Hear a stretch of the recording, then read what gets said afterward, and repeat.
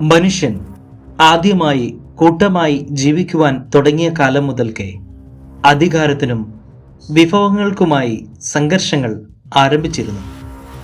എന്നാൽ ചരിത്രരേഖകളിൽ വ്യക്തമായി രേഖപ്പെടുത്തിയ ആദ്യത്തെ യുദ്ധം സുമേറിയക്കാരും എലാമൈറ്റുകളും തമ്മിലായിരുന്നു. ഏകദേശം 2700 BC-യിലാണ് ഇത് നടന്നത്. ഇന്നത്തെ ഇറാഖിനും ഇറാനും ഇടയിലുള്ള പ്രദേശമായിരുന്നു അവരുടെ നാഗരികതകൾ. സുമേറിയ മെസൊപ്പൊട്ടോമിയയിലെ ശക്തമായ നഗരരാഷ്ട്രങ്ങളുടെ കൂട്ടായ്മയായിരുന്നു. എലാമൈറ്റുകൾ ഇന്ന് ഇറാനിൽ സ്ഥിതി ചെയ്തിരുന്ന പ്രദേശങ്ങളിലാണ് ജീവിച്ചിരുന്നത്. എലാമൈറ്റുകളുടെ സംസ്കാരം വളരെ പുരോഗമിച്ചതും സമ്പന്നവുമായിരുന്നു. ഇന്നത്തെ ഇറാനിലെ തെക്കുപടിഞ്ഞാറൻ പ്രദേശങ്ങളിലാണ് അവർ ജീവിച്ചിരുന്നത്. അവരുടെ പ്രധാന തലസ്ഥാനമായ സൂസ ഒരു വലിയ സാംസ്കാരിക കേന്ദ്രമായിരുന്നു.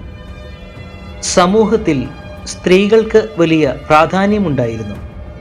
രാജ്ഞിമാരും പുരോഹിതകളും രാഷ്ട്രീയ മതകാര്യങ്ങളിൽ സജീവമായി ഇടപെട്ടു. കച്ചവടമായിരുന്നു അവരുടെ സാമ്പത്തിക വ്യവസ്ഥയുടെ നട്ടെല്ല്.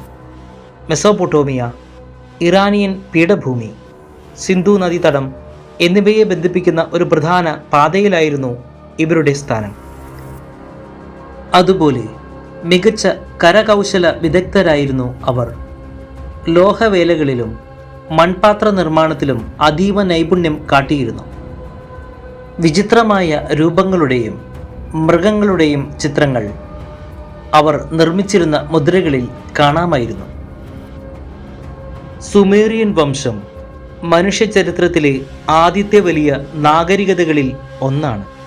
അവർ എവിടെ നിന്നാണ് വന്നതെന്നുള്ളതിന് വ്യക്തമായ രേഖകളില്ല. എങ്കിലും പടിഞ്ഞാറൻ ഏഷ്യയിൽ നിന്നാണ് അവർ എത്തിയതെന്ന് കരുതപ്പെടുന്നു. ഇന്നത്തെ ഇറാഖിലെ തെക്കൻ മെസൊപ്പൊട്ടോമിയൻ പ്രദേശമായിരുന്നു അവരുടെ സംസ്കാരം. കൃഷിയും നഗരജീവിതവുമായിരുന്നു അവരുടെ ജീവിതശൈലി. അവർ ചക്രവും എഴുത്തുവിദ്യയും ആദ്യമായി ഉപയോഗിച്ചവരിൽ പെടുന്നു. ഇവരെ പല സ്വതന്ത്ര നഗര രാഷ്ട്രങ്ങളായാണ് ഭരിച്ചിരുന്നത്. തുടക്കത്തിൽ പുരോഹിതന്മാരും പിന്നീട് ശക്തരായ രാജാക്കന്മാരുമാണ് ഇവരെ ഭരിച്ചത്. സുമേറിയക്കാരും എലാമൈറ്റുകളും തമ്മിലുള്ള യുദ്ധത്തിനുള്ള കാരണം വികസനത്തിനായുള്ള ആഗ്രഹം, വ്യാപാര പാതകളിലുള്ള അവകാശവാദം, അതിർത്തി തർക്കങ്ങൾ എന്നിവയായിരുന്നു. സുമേറിയൻ രാജാവായിരുന്ന എൻമെബാറാഗേസിയുടെ നേതൃത്വത്തിൽ സുമേറിയൻ സൈന്യം എലാമൈറ്റുകളെ ആക്രമിച്ചു. ഒരു വലിയ യുദ്ധതന്ത്രജ്ഞനായിരുന്നു എൻമെബാറാഗേസി.